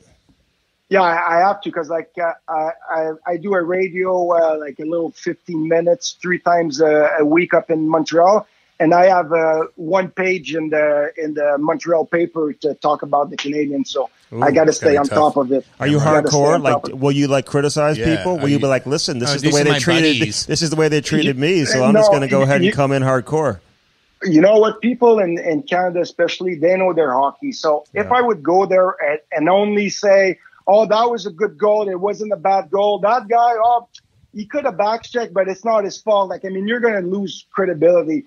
So I'm just pretty much, I'm calling the game like I'm seeing it, just being fair. Mm-hmm. I'm not going to go out of my way to say I'm going to rip a guy. If a guy goes bad, I'm going to try to, maybe go the other way and help him out and just say different things. I don't want to be on the bandwagon to kick a guy when he's down. But you need to be fair with what you see. When a guy plays bad, he plays bad. If I don't like what the coach's decision, I'm going to just say it, because why do it if you're not going to be honest? No, you got to be honest. No doubt, man. You got to be honest. Hey, and you know what? It's pretty easy right now because they're playing pretty good hockey, even though they lost last night. 4 goals a game. But anyway, great stuff. You're the man, dude. Appreciate you coming. We all look up to you, man. That's right. Seriously, we're coming down to Florida, by the way. Hey, just thanks for the call. I mean, I'm happy to be probably the first French Canadian on that podcast, right? No, we've had David Perron. Yeah, we've had some. Well, but that was a catch-22 question. Then why the fuck wasn't I not the first guy? That's so true. You're right. Hey, and we've had others too. Well, because David Perron went on stage at like a bar after he won the Stanley Cup and went like a psychopath, and we love it. Hey, but usually we do those interviews in French, so we speak French. We did it with English with and you, German and Russian. It's great. And Macedonian and Spanish. All the Macedonians. We do it all. You guys are all handsome, you Macedonians. That's right. Hey, see you, big boy. You're the man. We're coming down to Florida. All right, guys. Awesome. Thanks all right, for having me. See you, big boy. That was fun. See you, big dog. You got it, man. Later, man. Bye. Take care. That was José Théodore on episode number 114. Josie. He's flying, man. Be careful in that plane, dude. I mean, I'm not going on. Could you do it? Could you fly a plane no. if they gave you the training? I got fucking vertigo, dude. I'm fucked. So what does that mean? I'm effed, I should say. Ooh. Yeah. What does that mean? I'm changing. What does that mean? Are you changing? Yeah. Oh, good. Yeah. What does that mean? It means that I don't want to fly. I have vertigo. It means what does vertigo like really mean? Like, I feel like, okay, I'll explain it, guys. And some guys, I think it's anxiety. And even when I'm driving, it hasn't happened in a while. And I told you this, Andy, where like I'd go over a bridge and I'd look down and I'm like, oh my God, I'm falling through. And so when I'm on these trips, going to these different things and stuff like that, like I'd fly and I feel like the goddamn ground's going to like this, or the bottom of the plane's going to just open up and I'm going to fall down and die. It's a horrible feeling. I sweat the whole fucking time. And then the lady next to me is like, oh, he got like coronavirus. I'm like, no, I'm just fucking sweating because I'm a psycho. It just sucks. I don't want to travel anywhere. And that's why I bought that house. And I ain't going to move. Never? Never. Oh, you'll stay in there forever. Oh, unless the boys want me to go to Jersey again and cruise around. No, I'm seriously though. Like, did you like living in Jersey? Would you live in Jersey? Hell no. Really? I love Jersey guys. I love they're Jersey. They're listening to you. They just heard you say that. They just heard you say that. I wouldn't live there. Because all my buddies in Jersey, all those fucking badass motherfuckers that are proud, they see the house that we have here and they're like, oh my God, you got that for that much? Like, I could do that in the Midwest. Jersey's expensive, Andy. But you may live in a cooler city too. I mean, there's lots of ways to look at it. Explain the cooler city. Well, no, I'm just saying, like some cities have different things to offer. Well, what are you doing differently? Well, like some cities have beaches, some cities have like mountains. Like you know what I'm saying? Like some cities have like different things. You're right. Yeah, those beaches. Yeah, you go on those beaches in Jersey Shore, and you go out there and try to like surf on those things or like a boogie board, you're going to knock yourself out because the way the sand goes down, it cuts down so far where the wave hits you so hard. Yes. I went out and I ripped my goddamn shoulder out in 2007 and it fucked surfing, me. Boogie boarding. Oh, that's how you did it. No, I did it when I fell off my boat. But it so it wasn't like on a Saturday night game against the Rangers? No, it was in the summertime. And I'm boogie boarding in a Jersey Shore with all the guys. When Jersey Shore was huge, and the wave hit me so bad it hit my shoulder. Like you were like in the movie or in the TV show, in the reality show. So when you heard, were you hanging out with those guys with the? Big time. Yeah. What was the guy's name from Situation? He was cool, man. He was actually cool. He did you really hang out with him? Yeah, he partied hard. Did he? Yeah. You stayed. Who was the girl? I didn't hang out with them. No, you know what I'm talking about. They weren't. No, what was the girl who was really famous? And not famous, but the most well-known girl on that show. What's her name? Snooki. Yeah, she's cool. Was she? No, not at all. What happened to I'm gonna hang out with whatever Snooki happened tonight. to Snooki? Who knows? But the situation actually went to jail, dude. He had to go do some time, man. He did like what'd he do? Well, kind of like what Jose Theodore's daddy did. I don't know. It was kind of like blown tax out of fraud. proportion. I think it was tax fraud, but this I don't know like, if that's what they did. I don't know. Well, exactly. It's kind of the same similar thing. Yeah. Kind of ripping off the government. But they apparently it was like sometimes if you're famous, it'll become a bigger story, and maybe they'll try to come down hard on you. But the situation's gotten tax fraud shit. Okay, this has been episode number 114. I hope you enjoyed José Théodore. As always, brought to you by CarShield and CarShield.com. Again, 800-857-2481. Memorize that number. Plug it in your phone. 800-857-2481. Mention the promo code CAM. I know it's tough. Sexy. I know it's tough. But you'll save 10%. You'll save 10%. So you know what? It's worth it. And again, you can structure the plan however you want. It doesn't cost a whole lot either. That's what I like about it. It's not very expensive. It's cheap per month. And, they can save you thousands of dollars, which is the most important thing with CarShield. So be sure to check that out. All right. KeepItHandsome.com, man. Keep It Handsome. All the hair products. What's your favorite? Do you have a go-to? Well, I have a beard and I have a little bit of hair left, except for the back part of my hair. But it smells great. And Kate walks by me and she's like, "Can I make love to you?" And I'm like, "Yeah, that's cool. Let's do it." And why do you think? And you're like, why do you think that is? I smell sexy. Is that what it is? Yeah. Yeah, no, my hair does. Mm-hmm. Seriously, my hair smells sexy as shit. And girls are like, "Oh, fucking right." Do you style it in the morning? Like, do you? I can because the front part's so good, but the back part is a fucking cul-de-sac. Cul-de-sac. Do you think wearing hats? Maybe you wear hats too much, dude. You wear a hat every day. They used to say. They used to say back in the day that if you wear hats. Well, they said back in the day when you smoked darts, it didn't matter either. So what that would make you lose your hair? And in the 70s, they said there was going to be like not global warming, but cold front coming. You believe in global warming?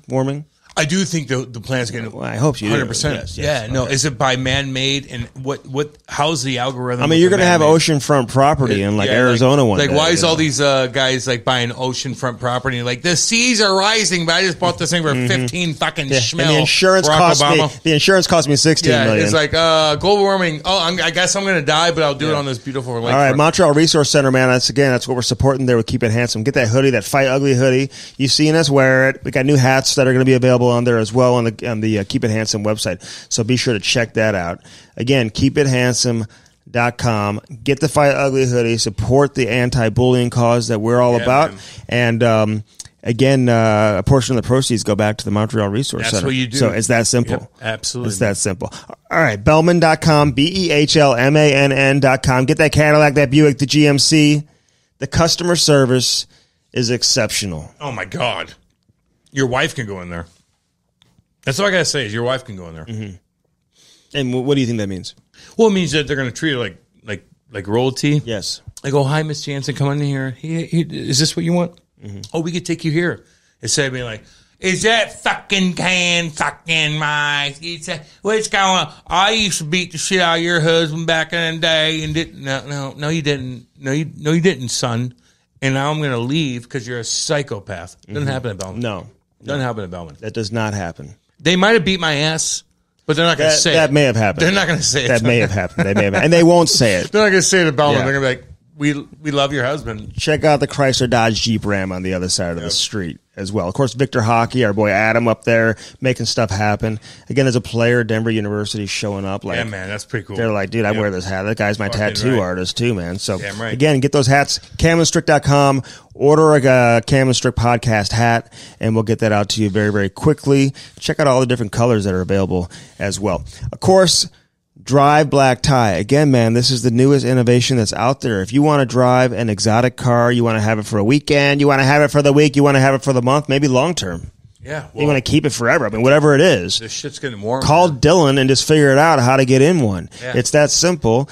Get the app, Drive Black Tie. You want to drive an exotic car like a Porsche or a Lamborghini or a G-Wagon? I mean, dude, that's what we're talking about. That's what we're talking about. You can do that. You can do that. Yep. I don't know. Could you drive one of those? Would it be, or would Kate drive that for you? I don't even know if you could even. Well, I used to have Kate drive my Corvette around. Yeah, I don't know. I don't know what's up with that. You got to stop doing that. Well, if you're cool, you would. Is that how it works? So she would take me to Harry's and pull up, and it would be like rock and roll, and everybody's like, "Look, who's that? Oh, it's Cam." But this badass bitch is driving. Fucking right. That's the fucking baddest thing in the world. All right, so get that, hook that up. Just get all the information. Just call Dylan, dude. He'll answer the phone. You can talk to Allie too. What up, girl? She's awesome. Oh yeah, and you know what? They'll just teach you everything you need to know all about Drive Black Tie. So get what you want and get it when you want it. When I drive Black Tie. Again, get everything you need from the Cam and Strick podcast, man. iTunes, Spotify, Google Play, YouTube. If you want to team up with us too, dude, bring it on. Let's go. We got to keep this thing going, man. That's right. So we are taking sponsors right now. If you got a company that you want to push, you want to take it to the next level, let's go.